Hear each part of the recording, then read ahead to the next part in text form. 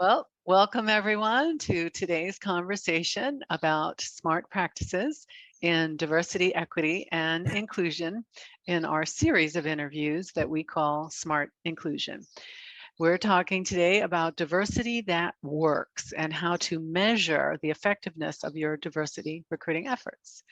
It is my great pleasure to introduce Roger Simmons. He is the president and COO of Crossinculture, which is a consulting firm that has extensive experience in providing cultural competency training for organizations that want to improve cross-cultural awareness.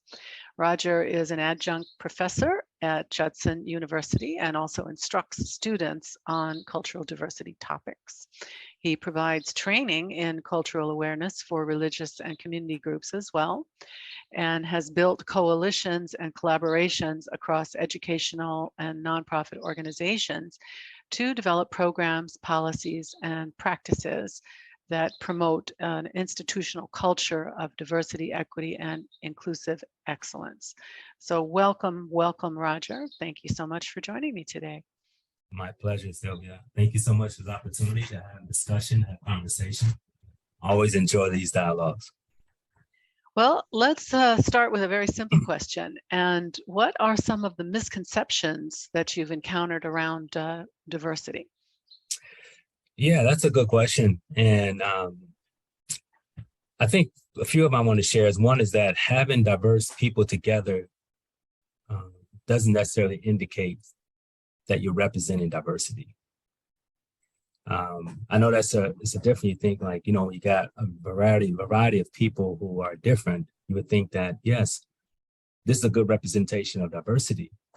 I'll give you an example that I once had. I was approached by someone from a nonprofit organization. He was a board member. He was like the chair of the board. And he approached me and said, hey, Roger, our board is lacking color. And we need some diversity. And I'd love for you to be a part of that board. Well, then I respond to him and give me an answer. I felt really offended because he approached me and he felt like by having different people together that have different colors or looks different from each other, that somehow he can make his board be a great representation of diversity. For one, he did not consider my intelligence or my competency. He did not ask or present to me, well, this is why I would like you to be a part of our board. Because we feel that you have these skills, you have these competencies, you have this experience, and this is how we believe that you can add value to our board and to our overall vision or our statements and things like that. So I walked away. I never responded back to him because I felt like if I did, I might have been disrespectful. I'm just going to leave it at what it is.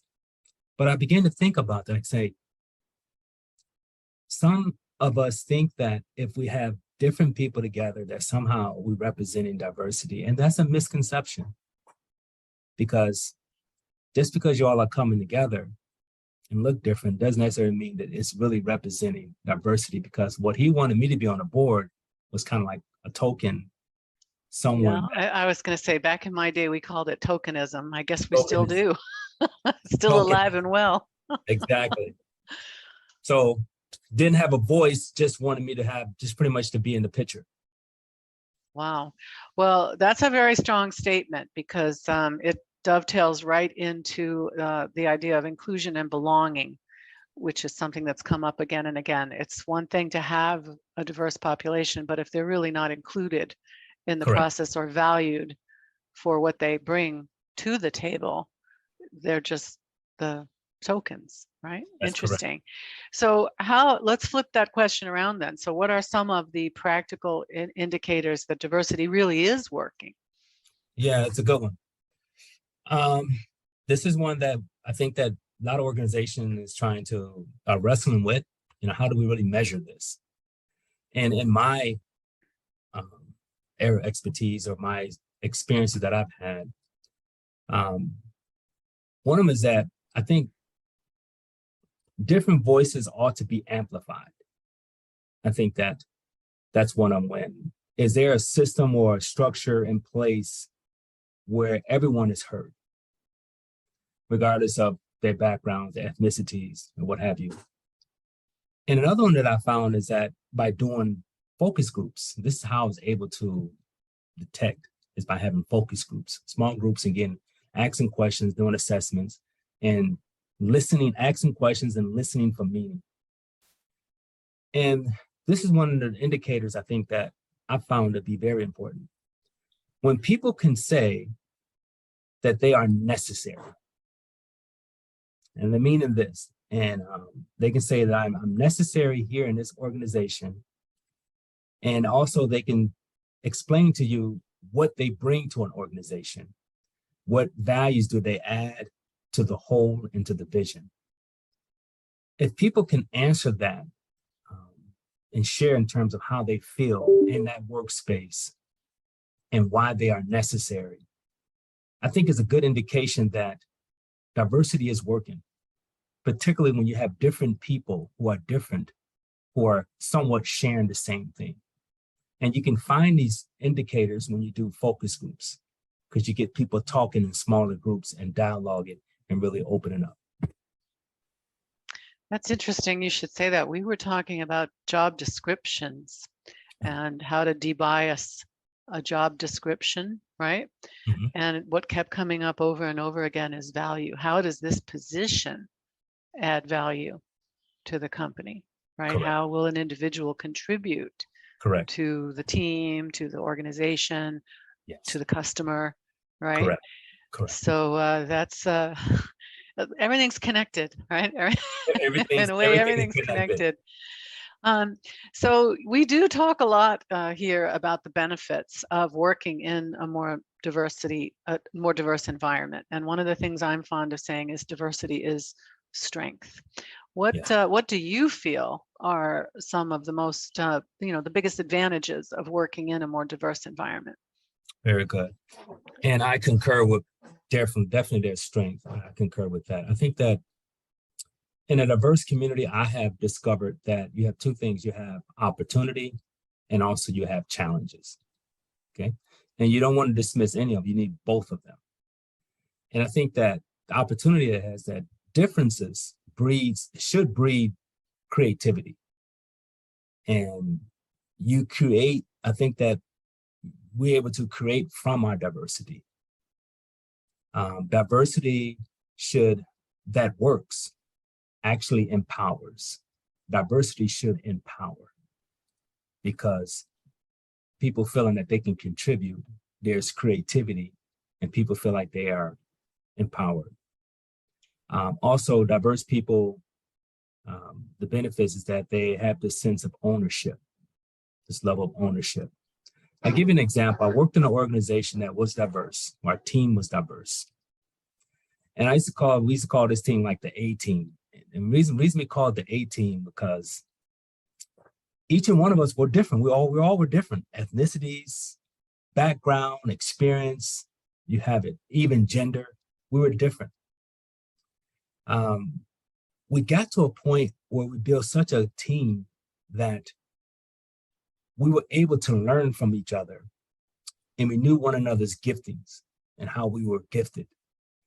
It took humility, because it took us dealing with some of our ego and knowing that, there's some things that I am not to lead, but this person is to lead because they're more competent in this particular area. Also, it took, everything wasn't going to go my way, right? Like in life.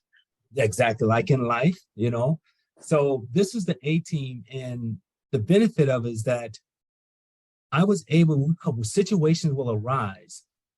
I would know, like, if this is something that I should lead, I think that maybe, this other young lady that I work with us on the team should lead, and I should follow her lead.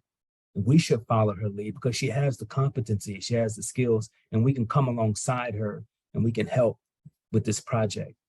So definitely the benefit is creativity. Diversity should empower, is empowerment.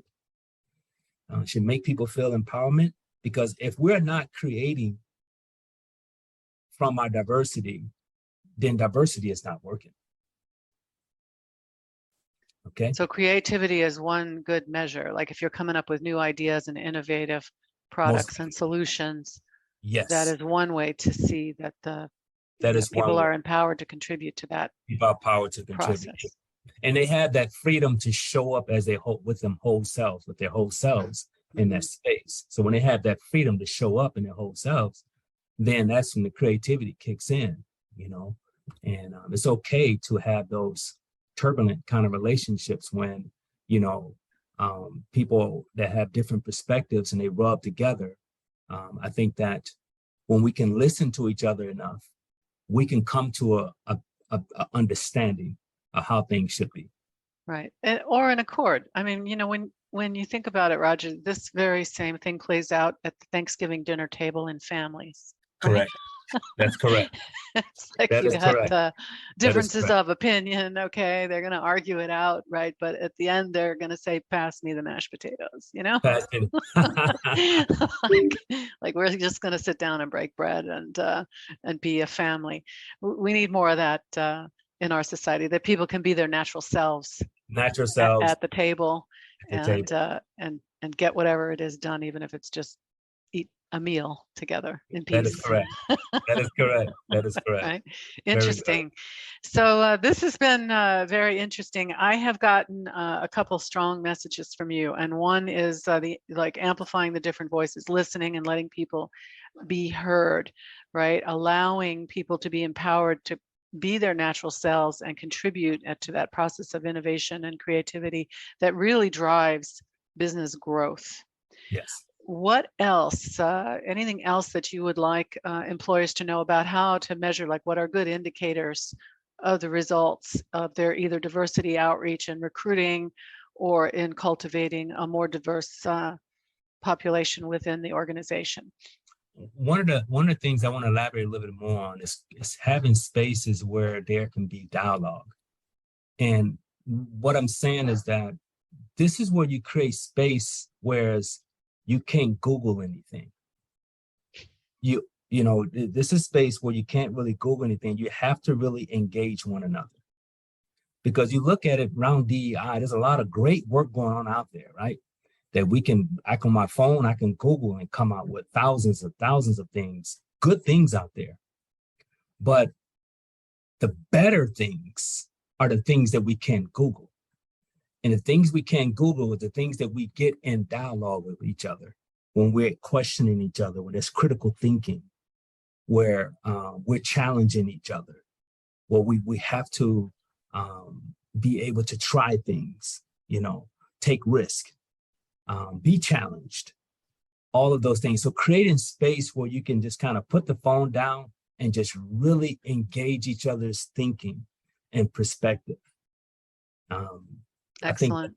I think that's great. Definitely for, you know, with this generation now and the younger generation coming up, the things that holds their attention the most, if I'm going to speak with them, is if I can find things that they cannot Google.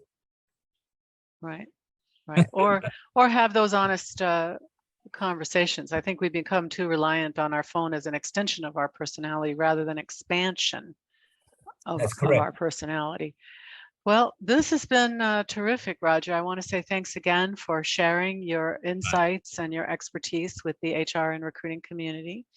As SmartSearch, we've been developing our technology platform to support diversity in hiring. We're talking with people like you and our clients and industry advocates and thought leaders about those challenges and the trends, as well as how to have practical, simple solutions like the focus groups, for example, or creating those spaces where people can really talk and get their ideas and their creativity flowing.